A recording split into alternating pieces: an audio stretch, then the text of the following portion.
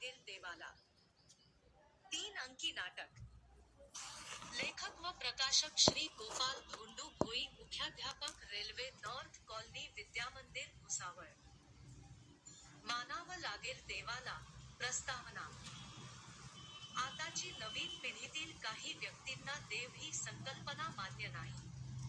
आपले अमूल्य जीवन खाणे, पिणे आणि मजा मारण्याकरिता आहे, एवढेच त्यांना माहीत आहे. काही व्यक्तींना खोटे बोलणे, दुसऱ्यांना फसवणे, सर्व प्रकारची लबाडी करून पैसे कमविणे, पाप करणे, देवाचा नावाचा गैरवापर करून पैसे मिळवणे, खोटे बोलून कर्ज घेणे, कर्ज स्वतःचा फायद्यासाठी वापरून देणाऱ्याचा नावाने बोभाटा करणे, पैसे परत करणे, दुसऱ्यामध्ये भांडणे लावणे, सर्व प्रकारची वाईट कामे करणे, सर्व प्रकारची पापाची कामे करणे एवढेच त्यांचा जीवनाचे उद्देश आहेत. कुणाला खोटे बोलून फसविल्यानंतर त्यांना त्यांचा हुशारीवर मोठेपणा वाटतो. काहींना इतरांना त्रास दिल्याशिवाय, वाईट बोलल्याशिवाय किंवा दुःख दिल्याशिवाय चैन पडत नाही. पाप पुण्य या गोष्टी त्यांना माहीत नाही. पाप म्हणजे जे कार्य करताना आपल्या मनाला वाटते की हे कार्य चुकीचे आहे, वाईट आहे त्याला पाप म्हणतात. पुण्य म्हणजे जे कार्य करताना आपल्या मनाला चांगले वाटते, चांगले काम केल्याची जाणीव होते ते पुण्य असते. सांगायचा उद्देश एवढाच की चांगल्या कामासाठी हे जीवन मिळाले आहे, थोडक्यात पुण्याचे कामे करा. देवाचे नाव घ्या, नामस्मरण करा, संसार करता करता परमार्थ साध्य करा. देवाचा नावाचे महत्त्व पटविण्याकरिता हे नाटक तयार करण्यात आलेले आहे. कारण दिवसेंदिवस नास्तिक लोकांची संख्या वाढत आहे. बरेच लोक देवाला मानत नाही. धरतीवर पाप वाढत आहे. म्हणून देवाला मानले नाही तर केवढा सत्यानाश होईल हेच या नाटकात सांगितले आहे. मानवं लागेल देवाला. अंक पहिला सुरू. गावाबाहेरचा उंच पर्वतावर राजा आणि सेनापती उभे आहे. राजा आजूबाजूचे निसर्ग सौंदर्य पाहत आहे. सेनापती घोड्यांना बांधून राजाजवळ येतो. दोघी नदीचे निरीक्षण करत असतात. पर्वताच्या पायथ्याशी एक मोठी नदी वाहत असते. नदीला मोठ्या पर्वतरांगांनी घेरलेले असते. ती पर्वताची रांग जणू नदीला अडवण्यासाठी निर्माण झाली असावी असे वाटत होते. नदीवर छोटासा बांध घातल्यास एक नैसर्गिक भले मोठे धरण निर्माण होईल. तेथील नैसर्गिक सौंदर्य अतिशय सुंदर दिसत होते. राजा, सेनापती, बघा आपले राज्य कुठपर्यंत पसरलेले आहे. सेनापती. महाराज, जगातील सर्वात मोठे नगर म्हणून आपल्या राज्याला मान्यता आहे. राजा. चौफेर नजर फिरवत, सेनापती, आपला देश खूप मोठा आहे. शिवाय आपल्या देशातील 70% लोक शेतकरी आहेत. सेनापती. आपला देश शेतीप्रधान आहे. राजा. उजाड रानाकडे नजर फिरवत, सेनापती, ते बघा आपल्या राज्यातील बरीच जमीन पडीक आहे. मला हे समजत नाही, एवढे लोक शेतकरी असून, एवढी जमीन पडीक का राहते?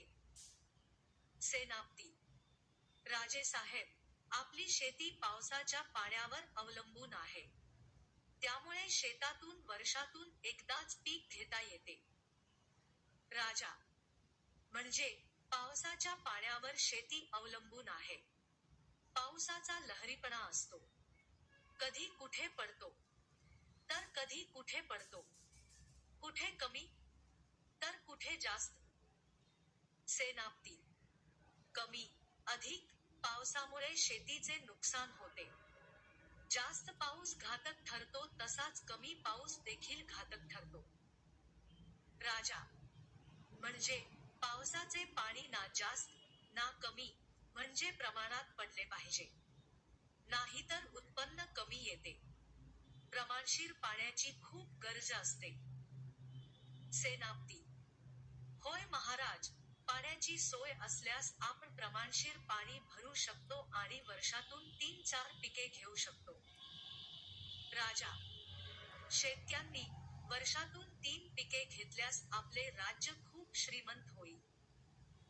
सेनापती: हो, लोक श्रीमंत होतील आणि इतरांना काम धंदा मिळेल.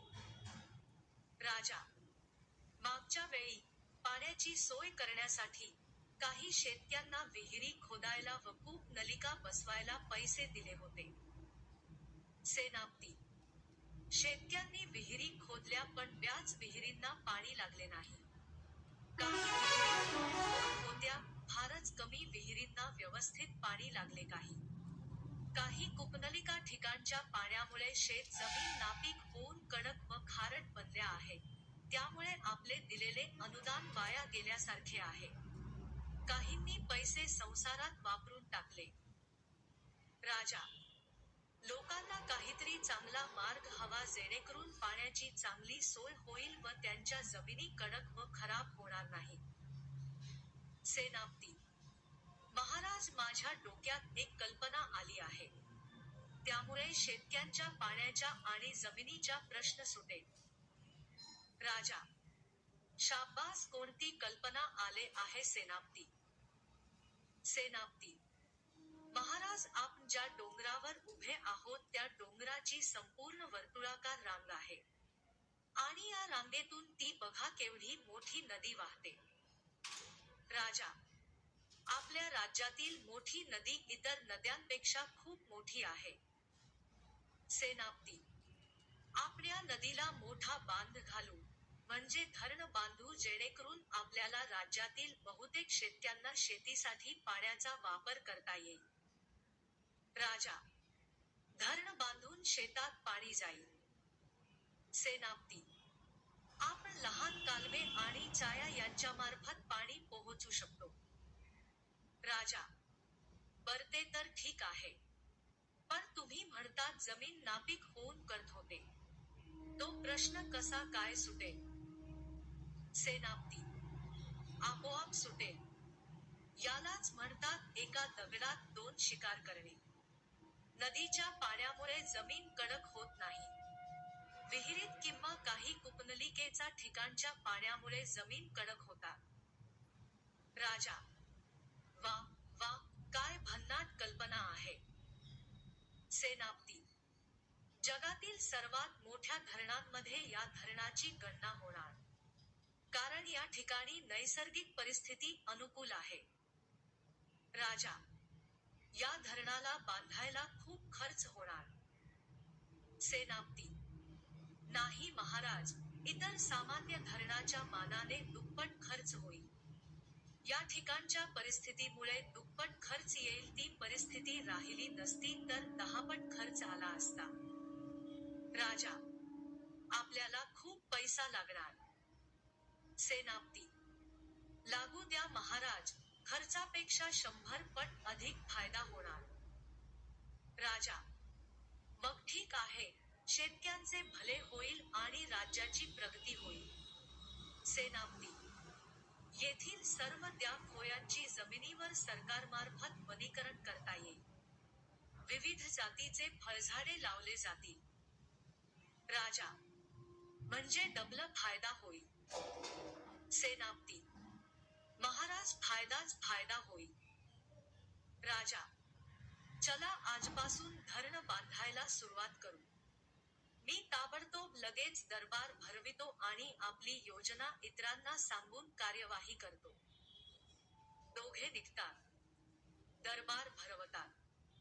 दरबारात प्रस्ताव मांडला जातो. सर्वजण योजनेचे स्वागत करतात. योजनेला अंतिम स्वरूप देऊन धरण बांधकामात सुरुवात केली जाते. बांधकामाचे मजूर, इंजिनियर व सर्व इतर लागणारे साहित्य आणले जाते. सर्व ताकदनिशी प्रत्येक जण बांधकामास मदत करतो. 10 महिने तर 1 वर्षाचा कालावधीत धरण पक्के बांधले जाते. राजा: आपल्या अधिकाऱ्याच्या व कर्मचाऱ्यांच्या चांगल्या गुणांमुळे सर्व कामे पटापट होतात. एका वर्षात एवढे मोठे धरण बांधून तयार करणे म्हणजे साधी गोष्ट नाही. सर्वांनी अगदी मनापासून काम केले आहे. सेनापती: ते तर आहेच महाराज, आपले सर्व कर्मचारी प्रामाणिक आणि मेहनती आहेत. त्यांनी खूप मेहनत व कष्ट केले. पण नदीची एक कमाल आहे. एका महिन्यात धरण निम्मे भरल्यासारखे वाटते.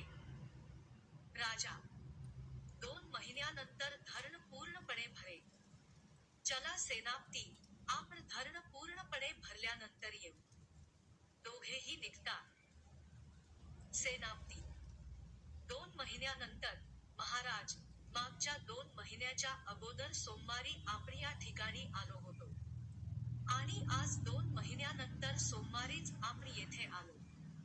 मला वाटते सोमवार हा पवित्र दिवस असणार.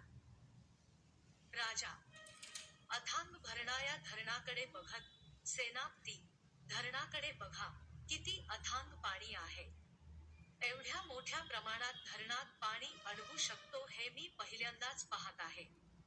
तिकडून नदी वाहत येते, तिकडे नजर पुरेपर्यंत पाणीच पाणी दिसत आहे. या धरणात थांबलेल्या पाण्याचे गंभीरता, खोली मानवी मनासारखे वाटते. इकडे बघा, जे मनुष्य खूप ज्ञानी असतात, तत्वज्ञाने असतात, ते शांत राहून कमी बोलतात.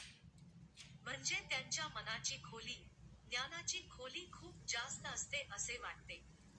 इकडे बघा सेनापती, पाणी सोडणाऱ्या दरवाजातून पाणी उसळी मारून बाहेर पडत आहे. यावरून पाण्यात किती ताकद असते याची कल्पना येते. पाणी जेथे पडते तेथे लोखंडासारखे पक्के बांधकाम केलेले आहे. त्या ठिकाणी पाण्याचा फेस जमा झालेला आहे. एकदा माणूस त्या पाण्याच्या लाटेमध्ये सापडल्यास पिकलेल्या फळाप्रमाणे त्याचे तुकडे होतील. पाणी पडत असल्यामुळे त्याच्या प्रचंड आवाज होतो.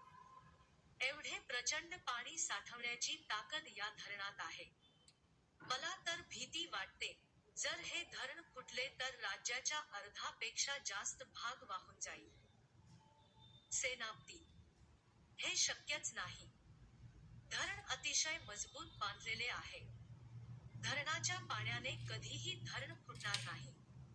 अगदी तज्ञहून तज्ञ इंजिनियर्स व कुशल कर्मचारी यांनी धरण बांधलेले आहे. प्रचंड प्रमाणात काँक्रीट वापरलेले आहे. त्यामुळे फुटणे शक्य नाही. कितीही पाणी साठू द्या, नदीच्या पाण्याने कधीही धरण फुटणार नाही अशी ग्वाही देतो. ज्या दिवशी धरणाच्या पाण्याच्या ताकदीने हे धरण फुटेल त्या दिवशी मला फाशी द्या, एवढी गॅरंटी मी तुम्हाला देतो. राजा, सेनापती तुम्ही एवढे आश्वासन देत आहेत, त्यामुळे मी आता निश्चिंत झालो. मला धरण पाण्यामुळे फुटण्याची भीती वाटणार नाही. एवढे मोठे धरण बांधणे कमाल आहे. सेनापती, महाराज हे सर्व कमाल निसर्गनिर्मित डोंगरांमुळे झालेले आहे. येथील भौगोलिक परिस्थिती पाण्याचा साठा करण्यास अनुकूल आहे. येथील डोंगराची वर्तुळाकार रांग धरण बांधण्यास सहाय्यक झाली. सर्व अनुकूल गोष्टींमुळे या धरणाची गणना प्रचंड मोठ्या धरणात झाली. राजा, ते ठीक आहे. धरणाकडे बोट दाखवत, धरणाच्या पाण्याकडे बघा. पाण्यात डोळे वर करून चालणारे मासे कसे दिसत आहे. आडव्या रांगेने जात आहे. लहान तसेच मोठे मासे उसळी मारत आहेत. इकडून तिकडे हालचाल करत आहेत. तो बघा धामण जातीचा सर्प पाण्यात फिरताना दिसत आहे. एवढे जीव वर आलेले आहे, तर पाण्यात किती प्रकारचे आणि कसे जीव लपलेले असतील कुणास ठाऊक. या जीवांना असेच तासनतास उभे राहून, पाहून सुद्धा येथून हलावेसे वाटत नाही. या धरणावर नैसर्गिक वातावरण पाहून नैसर्गिक वस्तूंना बनवणारा महान असला पाहिजे. एवढे सुंदर आणि विविध रंग, वस्तू निर्माण करणारा कोणी साधारण मनुष्य नसणार. सेनापती, एवढे भावनावश होऊ नका. राज्याची बरीच कामे करायची आहेत. राजा, राज्याची कामे राहिले नसती, तर मी तासनतास या नैसर्गिक वातावरणात थांबून निखळ आनंद लुटला असता. पण राज्याचे कामे सुद्धा महत्त्वाची आहेत. त्यामुळे राज्यात जावेच लागणार. सेनापती, परतत असताना, महाराज, आपल्या राज्यातील सर्व शेतकरी खुश आहेत. काहींनी पाण्याचा उपयोग करून पेरणी केली. काही जण उत्तम पिकासाठी तयारी करत आहेत. सर्व शेतकरी आनंदी, उत्साही दिसत आहेत. त्यांना सर्वस्वी पावसाच्या पाण्यावर अवलंबून राहायची गरज राहिली नाही. त्यांच्या हातात पाणी असल्यामुळे ते निर्धास्त झाले आहेत. त्यांना पिकांबद्दल 100% आत्मविश्वास आहे. राजा गावापर्यंत पोहोचतात. शेतकरी आनंदी, व्यापारी आनंदी, तर उद्योगधंदे बहरतील, त्यामुळे रोजगार उपलब्ध होईल. आपल्या राज्याचे प्रगती होईल आणि राजाची प्रगती हेच आमचे स्वप्न आहे. हे स्वप्न जगातील त्या त्या क्षेत्रातील प्रमुख व्यक्तींचे असायला हवे, नाहीतर त्यांना प्रमुख आणि मुख्य होण्याचा काहीच अधिकार नाही. राजवाड्यात पोहोचतात. सेनापती महाराज, तुमचे विचार उच्च आहेत. तुमच्यासारखे विचार क्षेत्र प्रमुखाचे राहिले असते तर देशाची 10 पट प्रगती झाली असती. राजा जेथे क्षेत्र प्रमुख चांगला तेथे प्रगती होणारच. सेनापती पण महाराज, मला या क्षेत्र प्रमुखाविषयी थोडे स्पष्ट सांगा. कोणकोणते आणि कुठकुठल्या क्षेत्रप्रमुख चांगले पाहिजे? राजा राजवाड्यात खुर्चीवर बसतात. एका सेनापती कोणकोणते आणि कुठे कुठे क्षेत्र प्रमुख चांगले पाहिजे ते सांगतो. अगोदर मी राजगुरूंची क्षेत्र प्रमुख ही कविता वाचून दाखवतो. क्षेत्र प्रमुख. ज्या देशाचा राजा हुशार, ज्याच्या ज्ञानाचे फुटतात तुषार, ज्याच्या प्रगतीचा आहे कारभार, ज्याचे कायदे आहेत धारदार, जो वापरतो स्वतःचे अधिकार, तो गाजवितो सर्वाधिकार, एका मताचा सूत्रधार, ना दुश्मन विरोधाकार, जो कर्तव्य कठोर फार, विघ्न करताना देतो मार, चांगल्या निर्णयाच्या आड जो येतो, त्याच्या तोंडावर दणके देतो, शत्रू मनात धक्का घेतो, विरोधात कधी ना राहतो, जेथे कायद्याचे पालन होते, शिक्षा बक्षीस दिले जाते, सुखी समाधानी जीवन होते, तेथे प्रगती जन्माला येते. अशा राज्याच्या हाती सत्ता द्यावी. मिळत नसेल तर हिसकून घ्यावी. त्याने राज्य करावे भावी. तिन्ही लोकात झेंडा लावी. जिल्हा तालुका शाळा संस्था, सीएमपीएम कुटुंब व्यवस्था, त्या क्षेत्रातला प्रमुख मस्ता, त्याच्या राहील प्रगतीचा रस्ता. अशा राजा जन्माला येईल. सर्व शासन व्यवस्थेत पाहिल. तेथे रामाचे राज्य येईल. शिवाजी सारखा राजा होईल. सेनापती वा वा महाराज, अगदीच कविता लिहिली आहे. कवितेचा अर्थ सांगण्याची गरज नाही. तुम्ही वाचत असतानाच तो लक्षात आला. एखादे कुटुंब, कंपनी, संस्था, खेडे, गाव, देश, राज्य, कुठलही क्षेत्र असो, जर क्षेत्रप्रमुख चांगला, कार्यक्षम, कुशल, हुशार, महत्वाकांक्ष, समजदार असेल तर जगात रामराज्य येईल. पहिला अंक समाप्त. अंक दुसरा सुरू.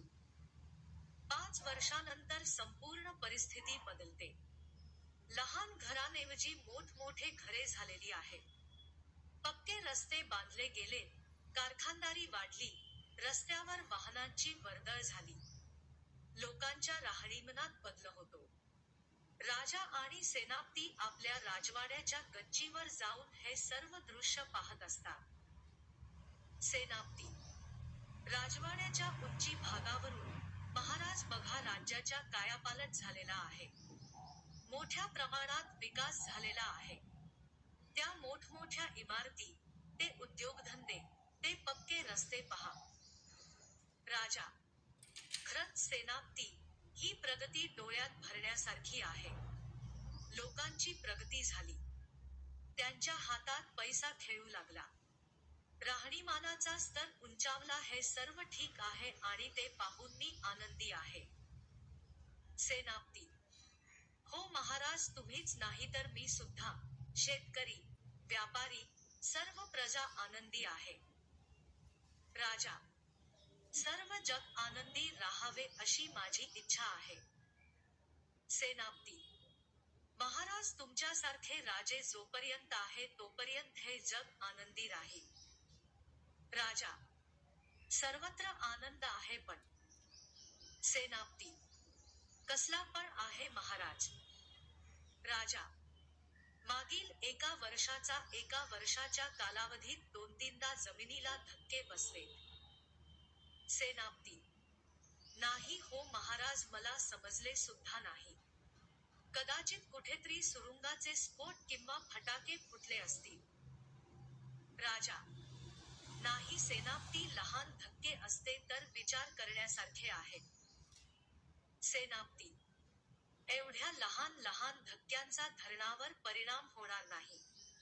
धरणामध्ये जरी प्रचंड पाण्याने साठा असला तरी धरण फुटणार नाही.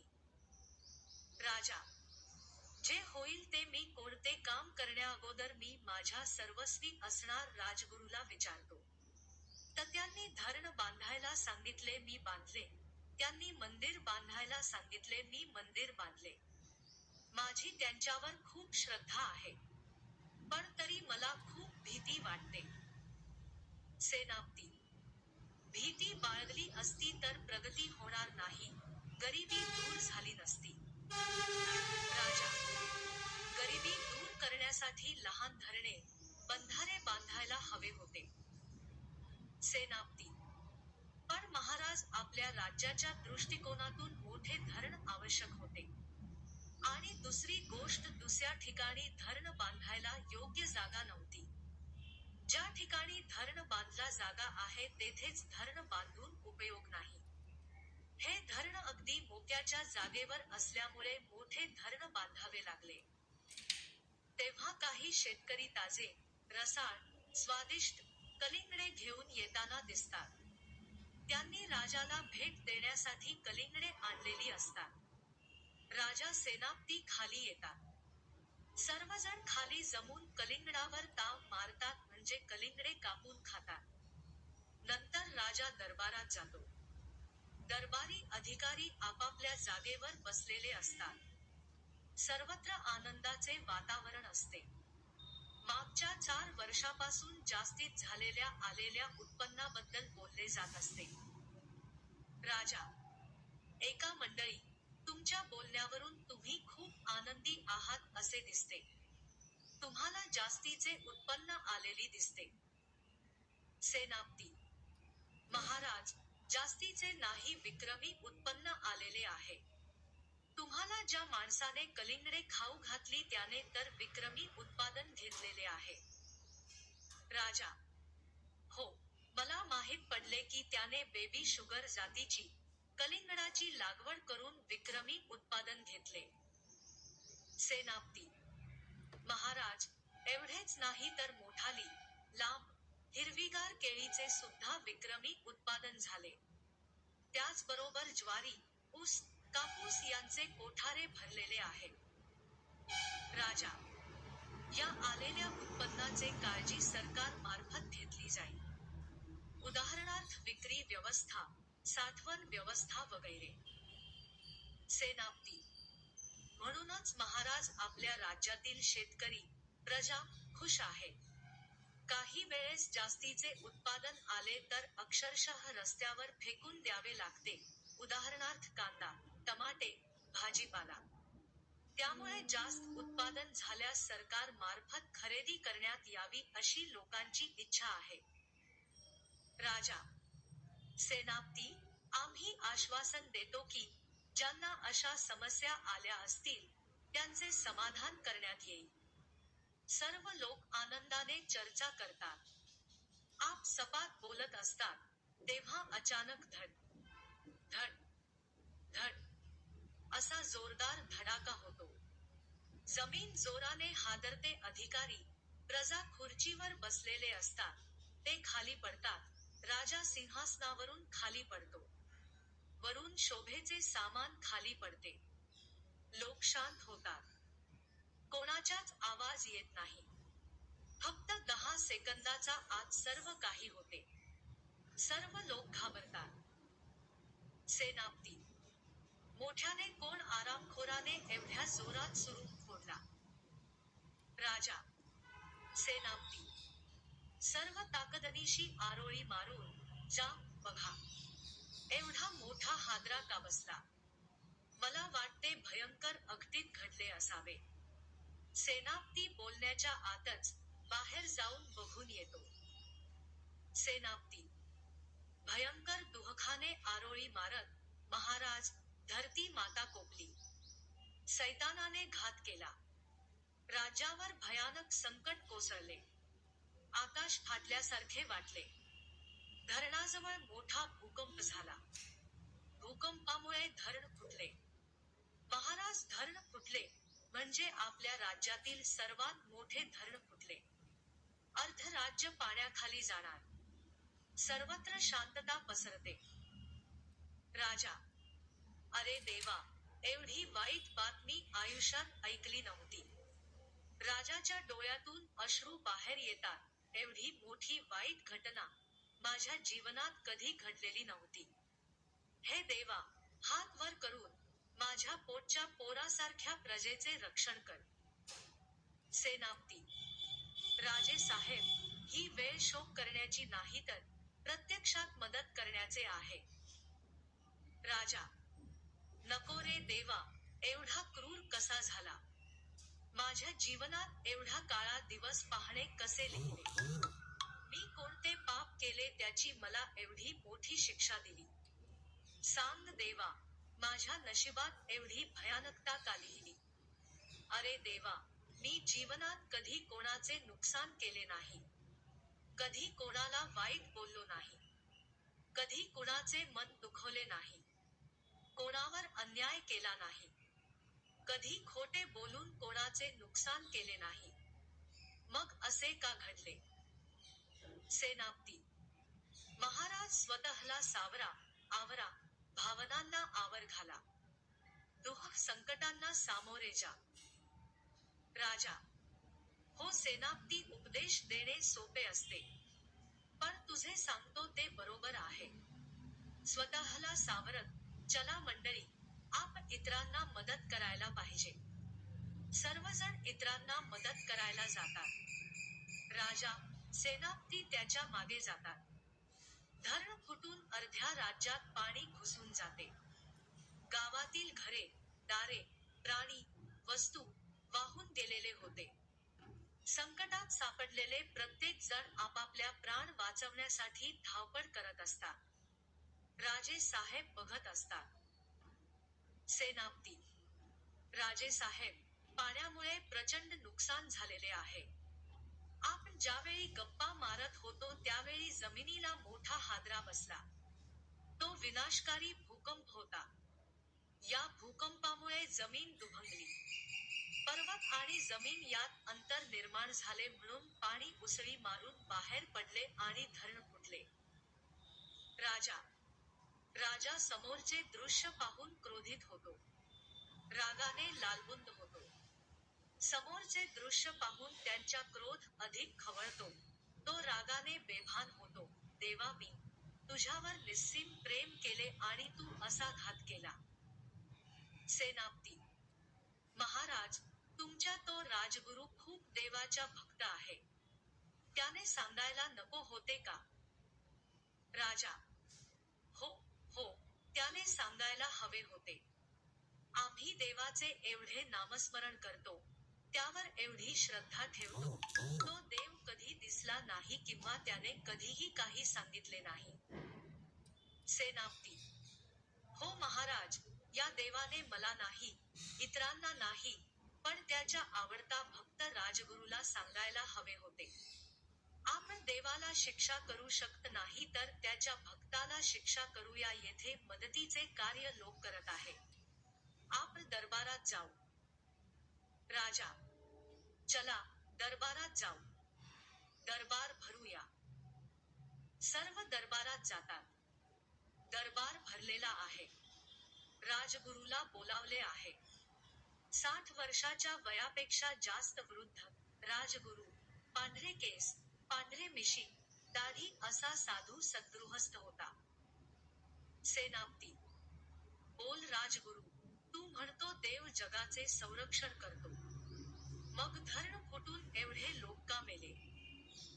राजगुरू: देव जगाचे रक्षण करतो म्हणून हे जग जिवंत आहे. अन्न, वस्त्र निवारासह अनेक गोष्टी भगवंताने निर्माण केलेल्या असल्यामुळे जग जिवंत आहे. तोच काही व्यक्तींना तारतो आणि काही व्यक्तींना मारतो. राजा जर तुझ्या देव व्यक्तीला तारतो तर मग तो त्याच्या स्वतःचे मंदिर रूपी घर का तारू शकला नाही? तू सांगितल्यावरून आम्ही गावात एवढे मोठे मोठे मंदिर बांधले पण ते मंदिर सुद्धा पाण्यात बुडाले. सेनापती: देव जर असता तर त्याने आपल्याला मदत केली असती. माझ्या तर देवावर विश्वासच राहिला नाही. राजा: खरे आहे, देव राहिला असता तर त्याने त्याचे मंदिर वाहून नेले नसते. त्याच्या भक्तांना पाण्यातून वाचवले असते. पण असे झाले नाही. अनेक निरपराध लोक पाण्यात वाहून गेले. एवढेच नाही तर, जे बोलून शकणारे निरपराध जनावरे प्राणी, गया, कोंबड्या, प्राण्यांकित आक्रोश करत पाण्यात वाहून गेले. सेनापती: होय महाराज, बिचारे मुके प्राणी सुद्धा वाहून गेले. त्या बिचाऱ्यांना बोलता आले असते तर त्यांनी त्यांच्यावर आलेल्या संकटाविषयी आवाज दिला असता. पण बिचारी जनावरे खुंटीवर, गोठ्यात, मेली. राजा: बदक, कोंबड्या, गया, बे करून किंकाळत मरण पावले. सेनापती: एवढेच नाही तर, शेतातील उभे पिके नष्ट झाले. उद्याचे उत्पन्न देणारे साधन नष्ट झाले. लहान लहान इवल्या पिकांवर, गाळ साचून राहिला. शेतचा शेत पाण्यात वाहून गेले. राजा: कधी नाही एवढी प्राणहानी व वित्तहानी झालेली आहे. कधीही भरून निघणार नाही असे नुकसान झालेले आहे. सेनापती: महाराज प्रत्येकाचे नुकसान ऐकणार तर भोवळ येईल. अनेक जीव मेले तेही सहन केले जाईल, अनेक शेत नष्ट झाले तेही सहन केले जाईल, गावचे गाव बुडाले तेही सहन केले जाईल, पण. राजा: पण काय सेनापती? सेनापती: पण महाराज, भूकंपामुळे फुटलेले धरण आपल्याकडून बांधले जाणार नाही.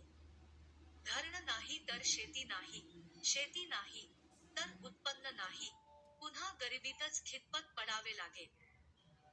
राजा: सेनापती रडायला लागतो. सेनापती रडताना पाहून राजा भयंकर क्रोधित होतो. काही घटना, काही चुका एकदाच घडतात आणि आयुष्यभर त्रासतात आणि त्रासतच राहतात. भयंकर वाईट घटना आहे. सेनापती: महाराज तुम्ही राजगुरूचे ऐकले, त्याला अगोदर तुरुंगात टाका.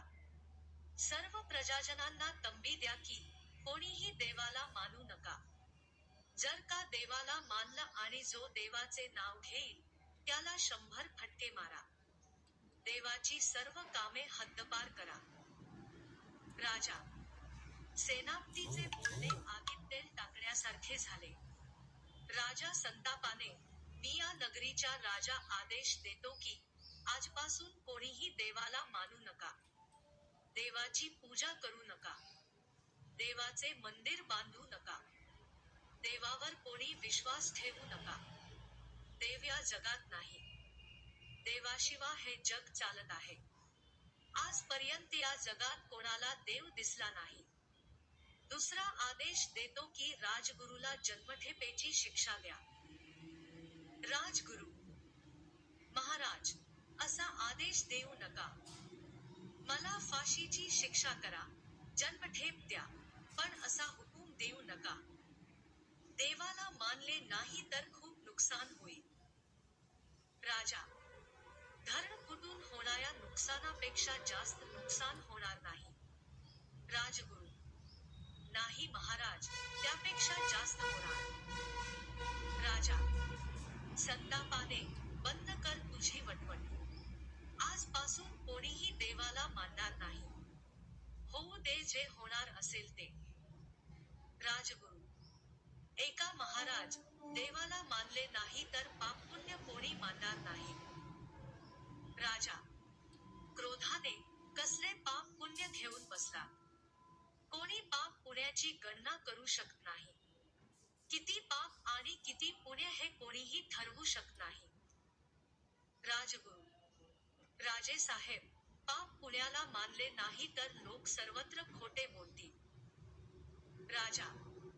मी आहे ना खोटे बोलणाऱ्यांना शिक्षा करायला. राजगुरू. कुणाकुणाला तुम्ही शिक्षा करणार? लोक दरोडे घालतील, चोऱ्या करतील, मुलगा वडिलांच्या खून करेल आणि सर्व संपत्ती घेऊन चैनीचे जीवन जगेल. राजा. या गोष्टीवर अंकुश करण्यासाठी शासन समर्थ आहे. राजगुरू. राजे साहेब, देवाला मानले नाही तर लोक नैतिक, अनैतिक, चांगले, वाईट, खरे, खोटे, धर्म, अधर्मेय गोष्टी मानणार नाहीत. स्वतःच्या फायद्यासाठी वाटेल ते करतील. कोणताही मार्ग अवलंबतील. जिकडे तिकडे अराजकता माजेल. स्त्रियांची अब्रू जाईल. व्यभिचार वाढेल. लोक वासनांध होतील आणि राज्य बुडेल. राजा. राज्य बुडेल ऐकून राजाचा डोळ्यात निखारे येतात. अरे अधर्मा, माझे राज्य बुडेल तेव्हा बुडेल, पण मी तुला पाण्यात बुडवणार नाही. तुला पाण्यात बुडवले तर तू मरशील, त्यापेक्षा तुला काल कोठवीच्या गंड अंधारात बुडवणार. तेथे तू खितपत पडून मरण यातना सोसून मरशील. सैनिकांनो याला काल कोठवीत, अंधारात दाबून ठेवा. सैनिक घेऊन जातात. अंक दुसरा समाप्त. अंक तिसरा सुरू. राजाच्या हुकुमाची अंमलबजावणी झाली. थोड्या दिवसात देवाला मानणे बंद झाले. देवाची पूजा कोणी करत नव्हते. देवाचे कोणी नाव घेत नव्हते. मंदिराचे दरवाजे बंद करण्यात आले होते.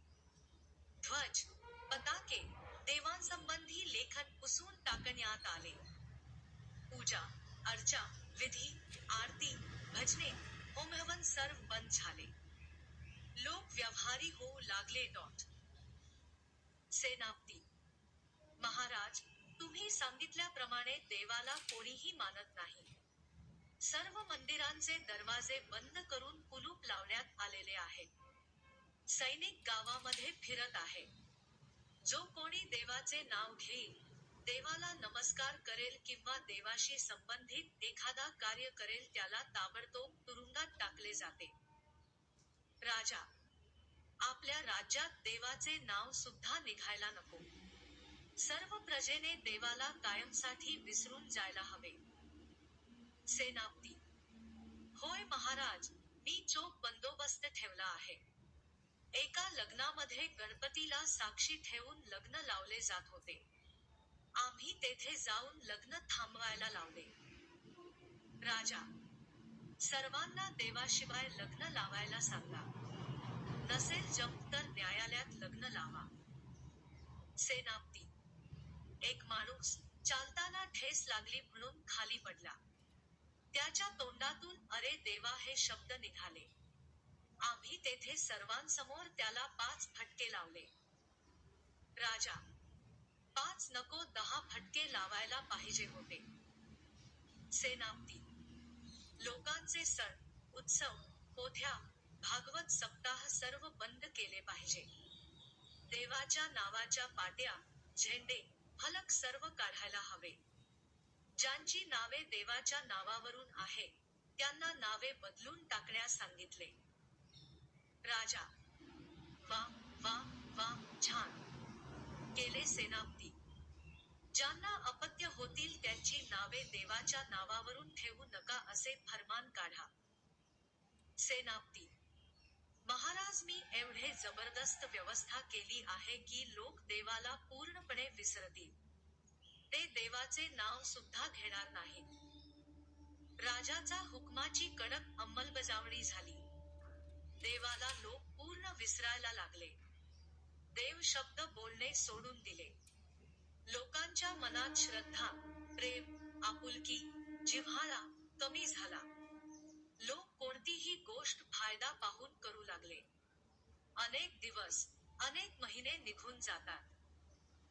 सेनापती. एके दिवशी, महाराज, आपल्या हुकुमाच्या लोकांवर खूप वाईट परिणाम झालेला दिसतो. लोक सर्रास खोटे बोलायला लागले. स्वतःच्या फायद्यासाठी लोक खुलेआम खोटे बोलत आहेत. खोटे बोलून एकमेकांना फसवत आहेत. राजा. सहजपणे, अरे रे, माणसाने कधीही खोटे बोलू नये. खोटे बोलल्याने मनुष्य नरकात जातो. सेनापती. मी त्यांना तसे बोललो पण ते म्हणतात, राजाने देवाला मानू नका असे फर्मान दिले. मग देव नसेल तर कसला स्वर्ग आणि कसला नरक येणार? राजा. दुहखी आवाजात, अरे रे, खूप मोठी चूक झाली आहे. सेनापती. आणखी दुसरी वाईट बातमी आहे, महाराज. राजा. आजचा दिवस तुम्ही किती वाईट बातम्या सांगणार? सेनापती. वाईट घडलं महाराज. आपल्या राज्यात खूप वाईट घडलं. राजा. मध्ये थांबवून, आपल्या राज्यात काय काय वाईट घडलं ते सांगा. सेनापती. तेच तर सांगतो महाराज. आपल्या राज्यातील जेलरने ब्याज कैद्यांकडून पैसे घेऊन सोडून दिले. त्याने त्यांच्याकडून खूप संपत्ती जमवली. त्याने इतर सहकायाने या वाईट गोष्टी सामील करून घेतले. राजा. रागाने, त्या हरामखोरांना पकडून शिक्षा करायला हवी. तुम्ही त्यांना पकडून आणायला हवे होते. सेनापती. हो महाराज, मी त्यांना पकडून आणणार होतो, पण. राजा. पण या शब्दाचा अर्थ काय? सेनापती. पण महाराज, मी सैनिकांना त्या जेलरला पकडायला सांगितले. पण त्यांनी माझे ऐकले नाही. उलट मला निरुत्तर केले. मी त्यांना सांगितले, अरे, राजा तुम्हाला पगार देतो म्हणून तुम्ही माझ्या ऐकायला हवे. राजा. मग काय म्हणाले ते? सेनापती. ते म्हणाले, आम्हाला जेलर पगार देतो राजा नाही. शिवाय कैद्यांनी सुद्धा आम्हाला पैसे दिलेले आहे. म्हणून आम्ही जेलर आणि कैद्यांचे ऐकणार. राजा. फार वाईट घडलं. धरणीकंपापेक्षा वाईट घडलं आणि घडणार. सेनापती. ते कसं काय महाराज? राजा. हे पळालेले कैदी दिवसाढवळ्या चोरी, खून, बलात्कार, दरोडे घालतील. सर्व राज्य आणि राज्याच्या कारभाराच्या सत्यानाश होईल. सेनापती. महाराज, त्याहून वाईट बातमी अशी की, मी पकडलेल्या, कोंडलेल्या कैद्यांना पकडण्यास सांगितले पण त्याने ऐकले नाही. उलट तो आता अधिक शेफारला आहे. बक्कळ पैसा जमा जमवीत आहे. राजा. कसा काय? सेनापती. त्याने सर्व कैद्यांना कमिशन आणि हिस्सा द्यायला सांगितले. राजा. कमिशन कोणाला द्यायला सांगितले? सेनापती. खुद्द त्यालाच. कारण तो त्या कैद्यांना गुन्ह्याखाली पकडणार नाही आणि हिस्सा सुद्धा घेणार. राजा. जेलरला हिस्सा कसा काय मिळणार? सेनापती. तो गावातील श्रीमंत माणसांचे नावे सांगून चोरांना, डाकूंना, मदत करणार आहे. राजा. हे तर राज्यामध्ये अराजकतेचे चिन्ह दिसत आहे. सेनापती. अराजकताच नाही तर महाराज, अंधाधुंद माजणार आहे. राजा. आणखी काही वाईट बातमी आहे का? ती पण सांगून टाक. सेनापती. हो ना महाराज, वाईट बातमी आहे. राजा. अंधाधुंदी पेक्षा वाईट नसणार. सेनापती. त्याच्याहून वाईट बातमी आहे महाराज. महसूल मंत्राने सर्व पैसा स्वतः हडप केला. त्याने एकही पैसा सरकारी तिजोरीत भरला नाही. इतर मंत्र्यांनी त्याच्यासारखे वागणार आहेत. राजा. संतापाने, काय झाले त्या महसूल मंत्र्याला? त्याला माझी भीती वाटत नाही का? मी त्याला शिक्षा करणार म्हणून त्याला पकडून आणा. सेनापती: हाच प्रश्न मी त्याला विचारला की, तुला राजाची भीती वाटत नाही का? त्याने उत्तर दिले, राजा हा एक माणूस आहे. माणसाला माणसाची भीती वाटत नाही, त्याला फक्त देवाची भीती वाटते. पण देवच नाही तर भीती कसली वाटेल? असे तो बोलला. राजा: हे देवा! देव या शब्दात किती ताकद आहे. नुसता देवाच्या नावाने हा संसार सुरळीत चालू राहू शकतो. देवाचे नाव एक समुद्राच्या थेंब आहे तर देवाचे कर्तृत्व सारा समुद्र आहे. सेनापती: महाराज, तुम्ही सांगितल्याप्रमाणे देवाला कोणी मानत नाही. त्यामुळे पाप पुण्य राहिले नाही. म्हणून आता कोणीही पापी नाही, कोणीही पुण्यवान नाही. राजा मोठ्या आवेशाने: कोतवालाला सांगा की महसूल मंत्र्यांना अटक करा. सेनापती: महाराज, कोतवालाने सर्व चोर, ढंगे, मवाली, गुंडे यांच्याशी संगनमत केलेले आहे. त्याने सर्व गुंडांना प्रोत्साहन देऊन वाम मार्गाने पैसा गोळा केलेला आहे. त्यामुळे तो स्वतः एक गुन्हेगार बनलेला आहे. राजा कोतवालाने कोतवाली सोडून हरामाची कमाई करण्यास सुरुवात केली. मी त्याला सोडणार नाही. त्याला फासावर लटकवणार, त्याला जाहीररित्या फाशी देणार. सेनापती: कोणाकोणाला तुम्ही फाशी देणार आहात? सर्व भ्रष्टाचारी झालेले आहेत. कोणालाच कसली भीती वाटत नाही. लोक देवाला मानायचे म्हणून पाप करायला घाबरत होते. पण आता देवालाच मानत नसल्यामुळे पापालाही मानत नाही म्हणून लोक काही करायला घाबरत नाही. राजा: चुकलं, माझे चुकलं. देवाला मानू नका असा अध्यादेश काढायला नको होता. त्याचे फार गंभीर परिणाम झाले. सेनापती: गंभीर नाही महाराज, भयंकर गंभीर परिणाम झाले. एवढे गंभीर परिणाम आकाश पडल्यावर देखील होऊ शकत नाही. राजा: आकाश फाटणे पेक्षा जास्त आणखी काही वाईट आहे का?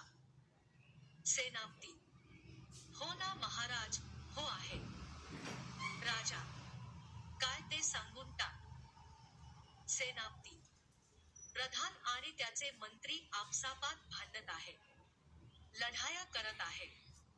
त्यांच्यात नवीन राजा आणि राज्य रचना करण्याविषयी मतभेद निर्माण झाले आहेत म्हणून ते भांडत आहेत.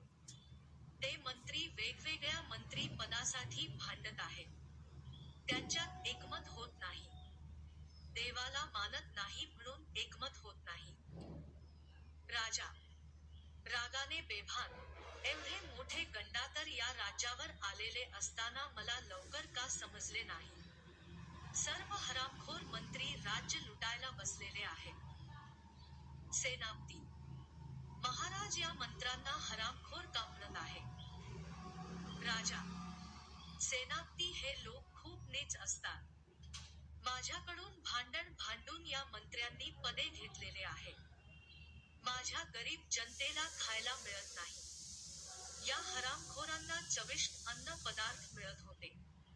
लोकांना राहायला घर नाही, हे मोठमोठ्या बंगल्यात राहतात. मंत्री लोकांचे रक्षक असताना भक्षक बनतात आणि त्यांच्याच पैशावर डल्ला मारतात. अशा नीच मंत्र्यांना कडेलोट करायला पाहिजे. सेनापती: या मंत्र्यांना पाहून हरामाच्या खाणार त्याला देव देणार अशी म्हण निर्माण होईल. राजा: सर्व हरामखोर राज्य लुटून टाकतील. कोणाचे कोणावर बंधन राहिलेले नाही. जो तो स्वतःच्या फायद्यासाठी इतरांच्या गळा कापत आहे. हे थांबवलं पाहिजे. त्यांना लगाम लावलाच पाहिजे. चला सेनापती, आपण दरबार भरवू या आत्ताचा आता सभा घेऊया. सेनापती: महाराज, काही उपयोग नाही. उपयोग झाला असता पण. राजा: उपयोग झाला असता म्हणजे काय? सेनापती: सभा घेतल्यावरच उपयोग झाला असता. राजा: मग चला सभा घेऊया. सेनापती: कुठे घेणार सभा? राजा: दरबारात घेणार. सेनापती: महाराज, दरबारातील सिंहासन, खुर्च्या, आसने आणि मौल्यवान सामान, भालदार, चोपदार, पट्टेवाला, दासी, नोकर वर्गीयांनी सर्वांनी चोरून नेला. दरबारात एक खुर्ची सुद्धा बसायला नाही. सर्व वस्तू चोरल्या गेलेल्या आहेत. राजा: हे देवा, किती वाईट झाले. असे वाईट दिवस माझ्या आयुष्यात पाहायला मिळेल असे स्वप्नात सुद्धा वाटले नव्हते. सेनापती: देवच नाही तर देवाची आठवण कशाला करतात? राजा: मनुष्य जेव्हा हतबल होतो तेव्हा अंतिम आधार देवाचा घेतो. जीवनातले सर्व मार्ग बंद झाल्यानंतर मनुष्य अंतिम आधार देवाच्या घेतो. मोठमोठे ज्ञानी, विद्वान, शास्त्रज्ञ, पंडित, डॉक्टर, वकील, इंजिनियर शेवटी हतबल होतात आणि अंतिम आधार देवाच्या घ्यायला सांगतात. सेनापती: एवढे ज्ञान आता सांगतात. हे ज्ञान त्यावेळेस सांगितले असते तर ही वेळ आली नसती. राजा: मनुष्य संतापात टोकाचे निर्णय घेऊन मोठी चूक करतो. शेवटी वेळ निघून जाते आणि पश्चाताप करतो. त्यावेळी संपूर्ण जीवनाचे घडी विस्कळीत झालेली असते. सेनापती: महाराज, आधी राज्याची गाडी नीट बसवा. घोडदळ, पायदळ मध्ये उठाव होऊन बंडाळी माजली आहे. सैनिक आपसापात लढत आहेत. लोक एकमेकांच्या प्राणावर उठले आहेत.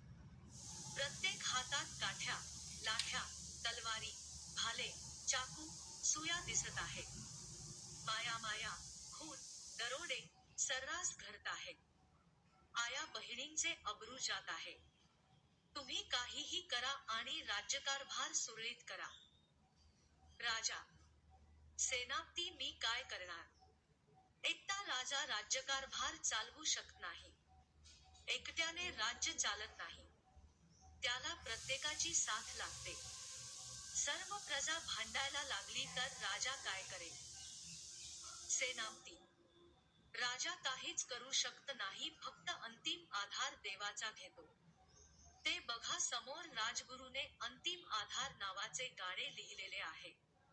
ते आपण वाचूया. राजा: हो सेनापती, माझे राजगुरू वर प्रेम होते. माणूस संतापात भयंकर तापसी निर्णय घेतात. एकच निर्णय नाही, तर सर्वच निर्णय. देवाला मारू नका जसा घातक निर्णय होता, तसाच राजगुरूला जन्मठेपेची शिक्षा देणे हा सुद्धा आत्मघातकी निर्णय होता. चला आपण त्यांचे अंतिम आधार देवाचा घेतो हे गाणं वाचूया. आणि ते गाणे वाचून मलाही अंतिम आधार मिळेल. सेनापती: चला महाराज, आपण गाणे वाचूया. दोघेजण एका भिंतीवर लिहिलेल्या गाण्याजवळ येतात. राजा मोठ्याने गाणे वाचायला सुरुवात करतो. त्याचे लक्ष गाणे वाचनेकडे असते. राजा कविता मोठ्याने वाचतो. अंतिम आधार देवाचा घेतो. मानवाला जीवनात हरावं लागतं. थोराला जीवनात झुकावं लागतं. असंख्यांना रडावं लागतं. संकटापुढे नमावं लागतं. हताश, दुर्बल मानव होतो. अंतिम आधार देवाचा घेतो. कधीतरी मानव कमकुवत. समस्या त्याला नाही भावत. मार्ग कोणताही नाही घावत. उत्तर कोणतेही नाही भाव. जीवन मार्गावर मानव थांबतो. अंतिम आधार देवाच्या घेतो. भार्यामुळे कोणी जीवनात रडतो. मुलांपुढे कोणी जीवनात अडतो. दृष्टांमुळे कोणी जीवनी छळतो. चिंतेमुळे कोणी देऊनही हरतो. जीवनात भीतीने माणूस कापतो. अंतिम आधार देवाच्या घेतो. गरीब जीवनात खूपच सोसतो. अपंग जीवनात खूप त्रासतो. व्यसनात मानव पूर्ण फसतो. रोगांचे घर करून बसतो. आजारी रोगी अनाथ होतो. अंतिम आधार देवाचा घेतो. नियतीच्या आहे जीवनात जोर. मतात राजा रंग चोर. नियतीचा हातात आपली दोर. नियती पुढे हतबल थोर. नियती पुढे झुकतो जो तो. अंतिम आधार देवाच्या घेतो. दुनियात येथील संकटे लाख. छाती होते दमछाक. शरीर होईल जळून खाक. शेवटचा पर्याय आता भाग. श्रद्धेच्या मार्गावर शेवटी येतो. अंतिम आधार देवाचा घेतो. राजा. वा वा, किती छान गाणे आहे. किती समर्पक अर्थ आहे.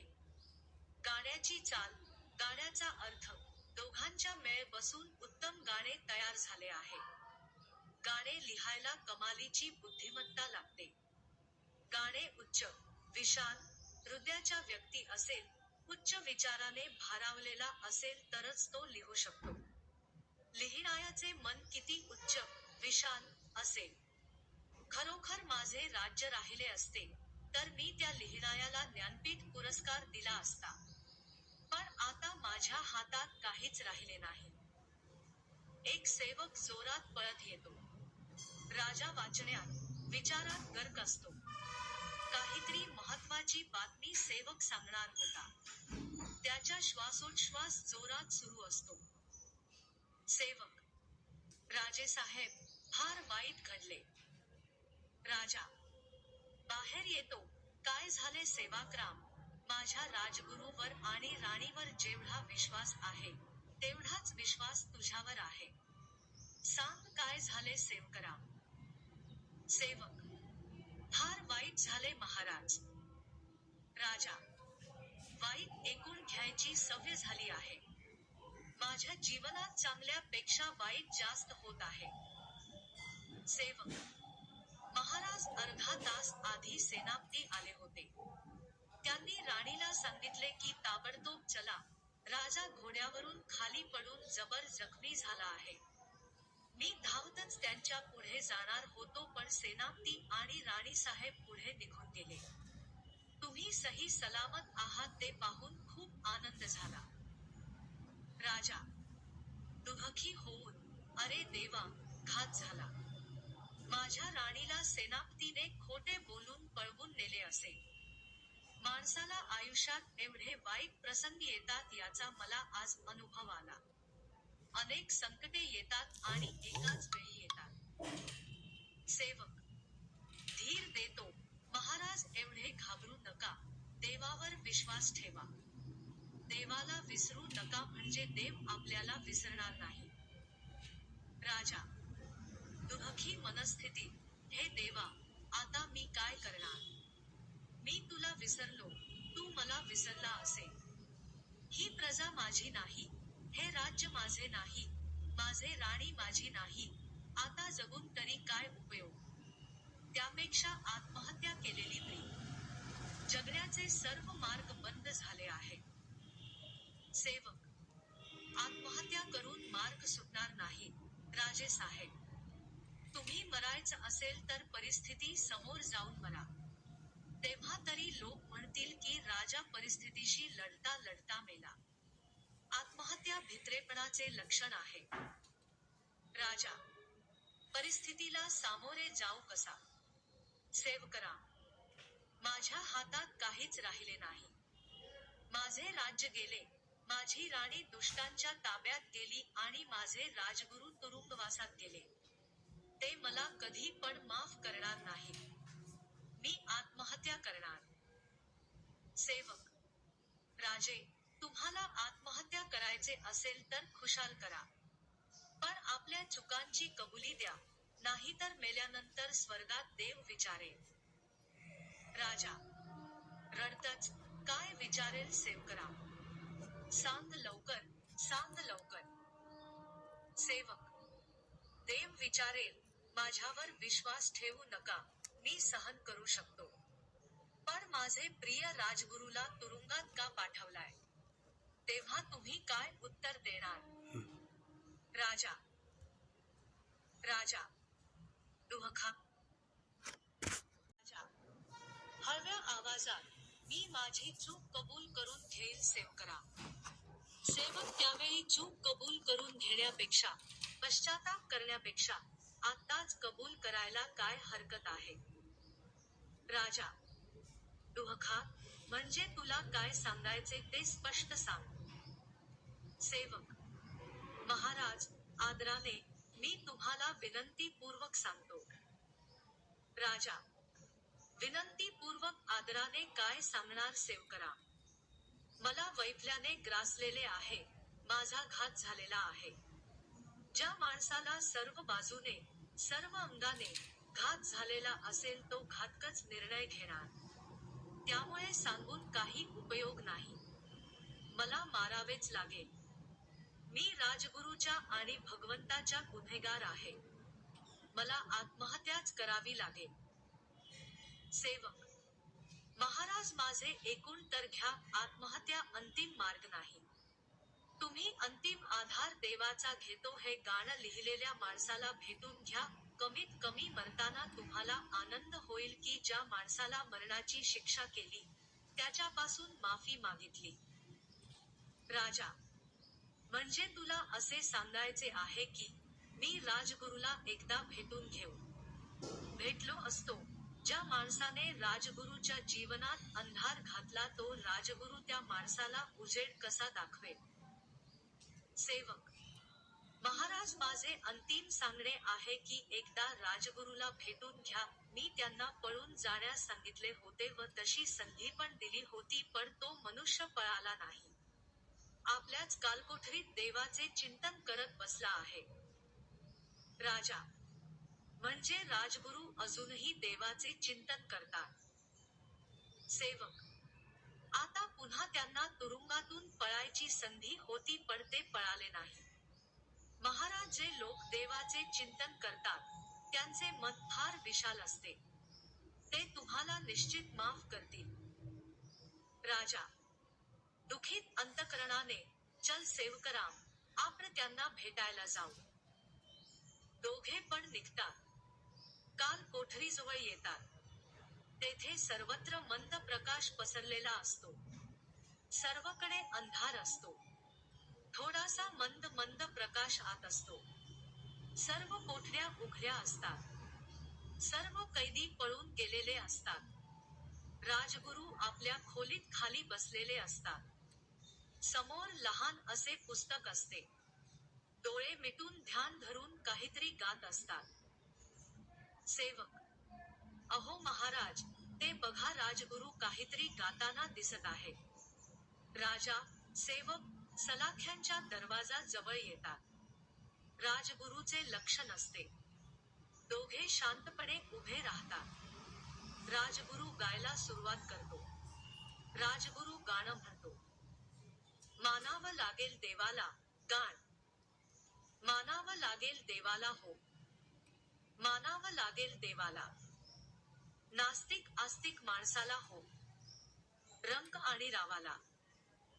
देवाला मानले नाही तर पाप पुण्याही नसणार जर. लोकही सर्रास खोटे बोलतील. ब्रह्माई सर्रास करतील. कोणीही कोणाच्या वस्तू चोरतील. अंधाधुंद करून मारतील. म्हणून सांगतो लोकाला, मानावा लागेल देवाला. मानावं लागेल देवाला हो. मानावं लागेल देवाला. देवाला मानले नाही तर लेखाजोखा ही नसणार जर. आपुलकी जगात राहणार नाही. प्रेमाने लोक वागणार नाहीत. वचनाला लोक जागणार नाही. मत्तीला कोणी लागणार नाही. म्हणून सांगतो लोकाला, नगर आणि हो गावाला. मानावं लागेल देवाला हो. मानावं लागेल देवाला. देवाला मानले नाही जर. जगात नसतील मदतीचे हात. देवधर्म हे नसणार जर. खोटे बोलू नये करतील घात. जिकडे तिकडे घातपात. धोक्यात येईल मानवजात. म्हणून सांगतोय लोकाला, ओळखून घ्यावा डावाला. मानावं लागेल देवाला हो. मानावं लागेल देवाला. देवाला मानले नाही तर स्वर्ग नरकही नसणार जर. मुलगा नसेल हो आईसाठी, आई नसेल व मुलांसाठी. अंधवासनेच्या वाटाघाटी, नीच बीजे पापा पोटी. म्हणून सांगतोय लोकाला, रंग आणि हो रावाला. मानावं लागेल देवाला. मानावं लागेल देवाला. देवाला मानले नाही तर नीतिमत्ता ही नसणार जर. स्त्रियाविषयी आदर नसणार, आया बहिणींचे नाते घसणार. साऱ्या जगाच्या स्त्रिया फसणार, सर्व वासनेचे राज्य असणार. म्हणून सांगतो लोकाला, मानावं देव नावाला. मानावं लागेल देवाला. मानावं लागेल देवाला. देवाला मानाले नाही तर माणुसकी जगात नसेल तर. देवाची नसले जगात शांत, जग होईल लवकर मशान. जिकडे तिकडे घाण घाण, प्रसंगी लोकांनी घेतील प्राण. म्हणून सांगतोय लोकाला, जगातील बहिणी भावाला. मानावं लागेल देवाला. म्हणावं लागेल देवाला. राजाचा स्वर गदगदित होतो, त्याच्या डोळ्यातून अश्रू बाहेर पडतात. दरवाजा उघडत असतो, धावत जाऊन राजगुरूचे पाय धरून माफी मागतो. राजा, राजगुरू मला माफ करा, मी तुम्हाला शिक्षा केली. राजगुरू राजा, तुझ्या केलेल्या चुकीची तुला जाणीव झाली, तुला तुझी चूक कळली. राजा, हो गुरुजी, माझी चूक मला कळली. मला माफ करा राजगुरू. घ्या माझी तलवार आणि मला आत्ताच्या आता ठार करून मला माफ करा. राजगुरू, शाब्बास, तलवारीने ठार मारून माफ करायला सांगतो. असे कोणी माफ करून पाप करतो का? राजा, मला तुम्ही ठार करा, तुम्ही ठार नाही केल्यास मी स्वतः मरणार. मी तुम्ही म्हटलेल्या गाण्यांप्रमाणे वागलो असतो तर असा प्रसंग माझ्यावर आला नसता. मला स्वर्गात जागा मिळाली असती, पण आता मला स्वर्गाची जागा मिळणार नाही. कारण मी तुमचे मानावं लागेल देवाला हे गाणे ऐकलेले आहे. आता मी मेलो तरी मला पश्चाताप होणार नाही. मी आत्महत्या करणार आहे. राजगुरू, म्हणजे तुम्ही आत्महत्या करायला निघाले होते? राजा, हो गुरुजी, मी आत्महत्या करायला निघालो होतो. पण माझे सुदैव ऐन वेळेस सेवकरामने तुमची आठवण करून दिली आणि मी तुम्हाला भेटायला आलो. राजगुरू, आत्महत्येची वेळ तुझ्यावर येईल असे काय घडले? राजा, काय घडले नाही ते विचारा गुरुजी. तुम्हाला शिक्षा दिल्यापासून देवाने मला शिक्षा दिली. राजगुरू, देवाने कसे काय शिक्षा दिली? राजा, तुम्हाला तुरुंगात पाठवल्यापासून देवाला कोणी मानत नाही. देवावरची श्रद्धा उठल्यामुळे लोक सर्रास खोटे बोलून लूटपाट करत आहेत. सामान्य माणसापासून ते अधिकाऱ्यापर्यंत, अधिकाऱ्यापासूनच मंत्र्यापर्यंत सर्वजण सर्व स्वतःच्या फायद्यासाठी वाटेल ते वाईट कामे करत आहे. कोणी कोणाचे ऐकत नाही. राजगुरू, मी अगोदरच तुम्हाला विनंती केली होती की मला शिक्षा द्या, पण देवाला मानू नका असं फर्मान काढू नका. राजा, माझ्या हातून घोर पाप झालेले आहे. मला मरणानंतर सुद्धा चैन मिळणार नाही. म्हणून सांगतो गुरुजी, माझ्या तलवारीने मला ठार करा. राजगुरू, राजा, तुला घोर पश्चाताप झालेला आहे. राजा, पश्चाताप होऊन काही उपयोग नाही. माझे जीवन तुमच्या स्वाधीन केले आहे. तुम्ही मारा किंवा तारा, माझ्यासाठी जगणे मृत्यू समान झाले आहे. राजगुरू, हृदयापासून पश्चाताप करण्याला ठार मारू नये. म्हणून राजा, मी तुला मारणार नाही, तुला तारणार आहे. राजा, म्हणजे गुरुजी मी तुमच्यावर अवकृपा केली पण तुम्ही विशाल मनाने माझ्यावर कृपा करत आहे. राजगुरू. हे राजा, संत माणसाचे मन आणि हृदय विशाल असते. त्याचा अंतःकरणात उदारता ठासून ठासून भरलेली असते. राजा. नैराश्येने, गुरुजी तुम्ही कृपा करणार ते ठीक आहे, पण मी जगात जगू कसा काय? कारण माझ्याकडून मोठमोठे पाप झालेले आहेत. राजगुरू. मी सांगितलं ना, तुझ्यावर कृपा करणार तुला करणार. पहिली गोष्ट लक्षात ठेव या जगात देव आहे. तो जाणून घ्यावा लागतो. राजा. तो कसा काय गुरुजी? राजगुरू.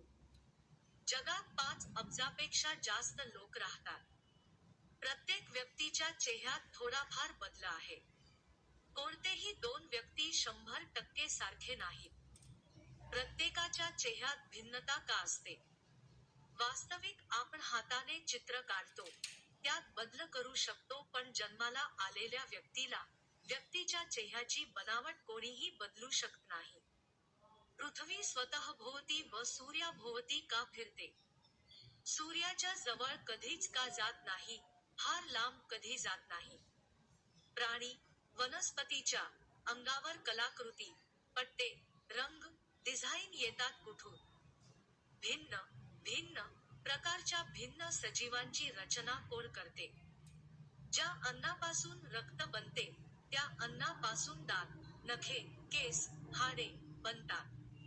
ऊन, वारा, पाऊस, आकाशाची निर्मिती कोणी केली असेल? राजा. म्हणजे या जगाला निर्माण करणारा आणि चालविणारा कोणीतरी असला पाहिजे. राजगुरू. कोणताही मनुष्य 1000 वर्ष जगू शकत नाही. त्याचे मरण नक्की ठरलेले आहे. प्राण्यांचे सुद्धा तसेच आहे, ठराविक आयुष्यानंतर प्राण सोडावा लागतो. राजा. गुरुजी आता मी कधीही देवाबद्दल शंका घेणार नाही. तुमच्या दिलेल्या ज्ञानामुळे माझ्या देवावर गाढ विश्वास व श्रद्धा निर्माण झालेली आहे. राजगुरू. शाबास राजा, तुझ्या मनातून सर्व वाईटपणा निघून गेला. आता तू देवाचे कार्य करत सुखाने राजाच्या उपभोग घे. राजा. आता काय राज्याचा उपभोग घेणार? कारण की सर्व राज्यात अराजकता माजली आहे. बेधुंदशाही माजली आहे. लोक एकमेकांच्या मरणावर उठले आहेत. सर्व शासन व्यवस्था मोडकळीस निघाली आहे. एवढे असूनही माझी प्रिय राणीला सेनापतीने खोटे बोलून बंदिस्त केले आहे. माझी राणी एवढी शीलवान आहे की ती प्राण देईल पण त्या आपल्या शीलाचे जतन करेल. कोण्या परपुरुषाबद्दल ती नेहमी भाऊ म्हणून संबोधते. राजाला सोडून ती जगातील पुरुषांना भावाचे नाते लावते. राजगुरू. समजावत, राजा मी तुझ्या पाठीशी आहे. मला सेनापतीच्या ठाव ठिकाण माहीत आहे. मी दरबारात जातो, तुम्ही आणि सेवकराम दरवाजा मागच्या गुप्त भागात जा तेथे सेनापती लपलेला असेल. तुम्ही सेनापतीला लढाईत हरवा, कारण तो तुमच्या पराक्रम जाणतो व लगेच शरणागती पत्करेल. नंतर राणीला बंदिवासातून सोडवून महालात पाठवा. सेनापतीला घेऊन दरबारात या. राजा. राजा गुरुजींचा पाया पडतो, गुरुजी मी तुमच्या सांगण्याप्रमाणे वागेन. राजा. राजा, सेवकराम, राजगुरू तिघेही जातात. राजगुरू दरबारात येरझाया घालत असतो. राजगुरू बैचेन झाल्यासारखा फिरत असतो. राजाची वाट पाहत असतो. राजा सेवकराम मागच्या गुप्त भागात गेलेले असतात. राजगुरू इकडे तिकडे ये जा घालत विचार करत मनाशीच बोलत असतात. राजा स्वतः अजून कसे आले नाही. सेनापती जिंकला की राजा जिंकला कोण जाणे. राजा जिंकणार कारण सेनापती मध्ये तेवढी ताकद नाही की राजा हरेल. तेवढ्यात राजा येतो, नंतर सेवकराम, सेनापती येतो. राजा. गुरुजी तुम्ही सांगितल्याप्रमाणे मी सेनापतीला जिंकले. राजगुरू. सेनापती, एवढे वाईट पाप करताना तुम्ही देवाला घाबरत नाही. राजा, याला आताच्या आता ठार करा, काढा तलवार आणि ठार करा. सेनापती, गुरुजी, मला वाचवा, मला वाचवा. राजगुरू, अरे तू तर राजाला सांगितले होते की राजगुरूला देहदंडाची शिक्षा करा. सेनापती, गुरुजी, संतापच्या भरात चूक झाली. गयावया करतो, मला माफ करा. मला जीवनदान द्या, मी पुन्हा असे करणार नाही. मी राणीला खोटे बोललो, पण मी तिला बहिणीसारखे ठेवले. माझे मन मला खात होते. माझे जीवन चालविणाऱ्या राजाच्या राणीला मी सन्मानपूर्वक वागवले. राजगुरू, आम्ही तुला जीवदान देतो, पण तू राजाला राज्यकारभाराची घडी नीट बसवायला मदत केली पाहिजे. तुला आम्ही सन्मानपूर्वक वागवू. तुझे पद तुला बहाल करू. सेनापती, माझे कर्तव्य आणि कामच आहे. मी राजाला सर्वतोपरी मदत करीन. राज्यासाठी प्राण देईल, पण मला माफ करा. मला मारू नका. राजा, तुला आश्वासन देतो की तुला माफ केले. सेनापती, सांग, प्रधान कुठे लपला असेल? सेनापती, मला माहित आहे महाराज, चला माझ्यासोबत. सर्व राजकतेचा म्होरक्या आपल्या हातात आल्यानंतर लवकरच राज्याची घडी पूर्णपणे बसेल. राजा आणि सेनापती दोघे जातात. काही अंतर कापत पुढे निघतात. राजा, कुठे लपला तो सेनापती? सेनापती, या पुढच्या गुप्त खोलीत प्रधान लपलेला असेल. आपण दोघे म्हणून त्याच्यावर आक्रमण करू, म्हणजे तो सहज नांगी टाकेल. तो सहज आटोक्यात येईल, कारण मला तो खूप घाबरतो. राजा आणि सेनापतीला पाहून प्रधान घाबरतो. राजाच्या पाया पडून गयाव्या करत माफी मागतो. मला मारू नका, जीवनदान द्या, यापुढे कधीही असे वागणार नाही, असे जीवनातीत पश्चातापाने मी माफी मागतो. राजा, तू खूप मोठा गुन्हा केलेला आहे. ताबडतोब हार मानून आमच्या सोबत चल, आम्ही तुला तुझे पूर्वीचे पद देऊ. प्रधान मुकाट्याने त्यांच्यासोबत यायला तयार झाला. सर्वजण राजगुरू जवळ पोहोचतात. सेनापती, गुरुजी, तुमच्या सांगण्याप्रमाणे आम्ही ताबडतोब प्रधानाला इकडे आणले. राजा, गुरुजी, आता सर्व मंत्री आमच्यात सामील होणार. आता मी, सेनापती व प्रधान, आम्ही सर्वजण राज्यकारभारात हुशार आहे. अगदी उत्कृष्ट नियोजन करून सर्व मंत्र्यांना वठणीवर आणतो. सर्व मंत्री आमचा अधिपत्याखाली काम करत होते, म्हणून त्यांचे उणीवा, त्रुटी, अडचणी आम्हाला व्यवस्थित माहीत आहे. आम्ही लवकरात लवकर त्यांच्यावर नियंत्रण मिळवून त्यांना कामे करायला लावणार. अल्पावधीतच राजगुरूचा प्रेरणेने व राजाचा नियोजनाने राज्याची घडी व्यवस्थित बसायला सुरुवात झाली.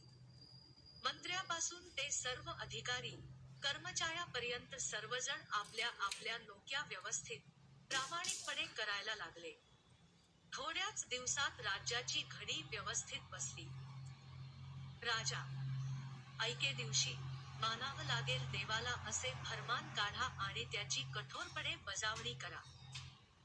सेनापती, दुसऱ्या दिवशी, महाराज, आपण सांगितल्याप्रमाणे देवाचे पताका, झेंडे, फलक, पाट्या, सर्व परत लावण्यात आले. मंदिरात लोक दर्शनाला यायला लागले. सर्वकडे आनंदाचे वातावरण आहे. राजा, शाबास सेनापती, आज मी खुश आहे. यापुढे एवढे मोठे धरणे बांधू नये. मला राजगुरूकडून माहीत पडले की मोठाले धरण बांधल्यामुळे जमिनीच्या एका भागावर मोठ्या प्रमाणात वजन पडते, म्हणून भूकंप होतात. सेनापती, महाराज, आपण खबरदारी घेऊया. आता या दुःखी घटना विसरा. राजा, हो, आपण विसरायला हवे. आपले काम राज्यकारभार चालवणे, भक्तिमार्ग लोकांना सांगणे, देवावर लोकांची श्रद्धा वाढविणे. सेनापती, महाराज लोक देवाला मानतात, देवाला श्रद्धा ठेवतात.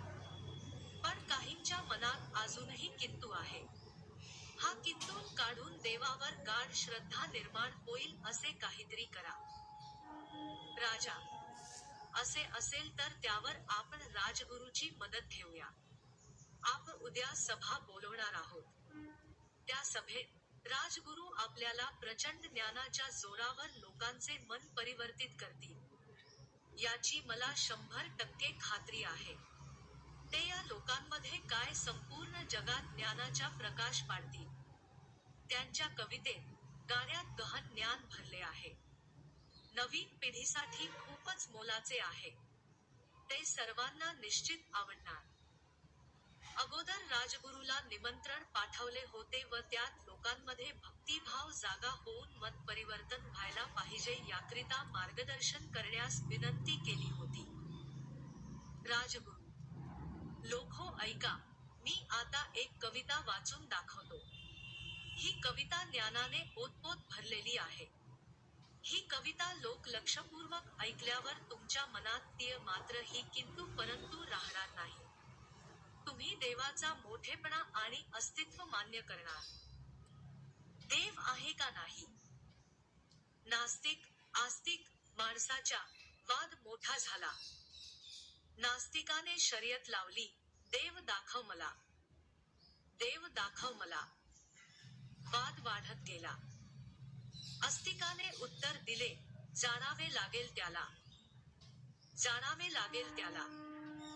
उत्तर देतोय तुला. उत्तर देतोय तुला. अणु, वीज, प्राणवायू, दिसत नाही तुला. दिसत नाही तुला. जाणतो न त्याला. जाणतो ना त्याला. आत्मा मन प्राणवायू दिसत नाही तुला.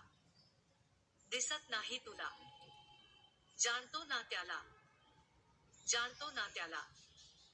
सूर्य, चंद्र, ग्रह, तारे, कोण फिरवी आला. कोण फिरवी आला. जाणतो ना त्याला. जाणतो ना त्याला. 1300 पृथ्वी मावतील, बनवले गुरु ग्रहाला. गुरु ग्रहाला. जाणतो ना त्याला. जाणतो ना त्याला.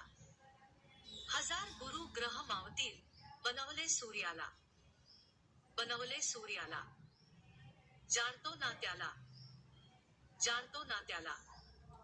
5 अब्ज सूर्य मावतील, युवाय स्कुटी ग्रहाला. स्कुटी ग्रहाला. जाणतो ना त्याला. जाणतो ना त्याला. 10 अब्ज सूर्य मावतील, स्टीफन ग्रहाला.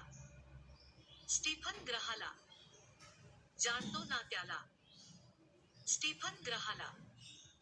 अब्जो ग्रह, तारे, असती, आकाश गंगेला. आकाश गंगेला. जाणतो ना त्याला. जाणतो न त्याला. अब्जो आकाशगंगा मावतील, बनवलं ब्रह्मांडाला. बनवलं ब्रह्मांडाला. जाणतो ना त्याला. जाणतो ना त्याला. ब्रह्मांडाची माहिती घेऊन, नास्तिक चक्रावला. नास्तिक चक्रावला. वाद संपत गेला. वाद संपत गेला. समाप्त.